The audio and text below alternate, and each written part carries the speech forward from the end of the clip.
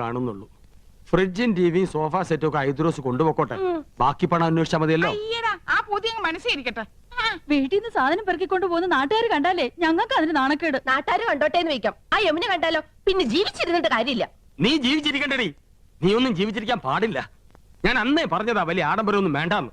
സമ്മതിക്കത്തില്ല. അവിടെ ഒരു പ്രസ്റ്റീജ് ഷൂസ്. നീ പറഞ്ഞാടാ അതിന്റെ സത്യം. യമുനാറാണിക്ക് വെള്ളം കുടിക്കാൻ ഫ്രിഡ്ജ് ഇല്ലെങ്കിൽ തൂങ്ങിച്ചാവുന്ന ഭീഷണിപ്പെടുത്തിയവളാ ഇവള്. ഇപ്പൊ അവളുടെ നിൽപ്പ് കണ്ടില്ലേ, അണ്ടി കളഞ്ഞ അണ്ണാന്റെ പോലെ. അമ്മിയിൽ അരച്ചാൽ അഭിമാനക്ഷതം. ഗ്രൈൻഡർ മേടിക്കണം. ജന്മത്തെ നീ നിന്റെ വീട്ടുകാരൻ കണ്ടിട്ടുണ്ടോ ഗ്രൈൻഡർ? ഒക്കെ വാങ്ങി കൂട്ടുന്നവരെ ഉറങ്ങാൻ സമ്മതിച്ചിട്ടുണ്ടോ നീയൊക്കെ? പെണ്ണുങ്ങളായ അങ്ങനെ പലതും പറയും. ആണുങ്ങൾ അത് കേട്ട് തുള്ളാൻ നിൽക്കുന്നതിന് കൊണ്ടുപോയി അടക്കി. നിന്റെ കരണക്കുറ്റി ഉണ്ടല്ലോ, കൊന്നുകളയും ഞാൻ. തറേണ്ട ഞാൻ കൊല്ലട്ടെ, കൊല്ലാൻ 5 പിള്ളേരുടെ അമ്മയായപ്പോ നിങ്ങൾക്ക് എന്നെ വേണ്ടാന്നായി. കൊല്ലാൻ നിന്റെ അതെ, നമ്മൾ ഇങ്ങനെ പരസ്പരം കൊല്ലാൻ നിൽക്കണ്ട. ആ കാതർ കൂട്ട് കയറി നമ്മളെ കൊല്ലായിരിക്കാനുള്ള വഴി നോക്ക്. 3 പേര് കൂടെ നോക്കിയാ മതി. എത്രയും വേഗം പണം കൊടുത്ത്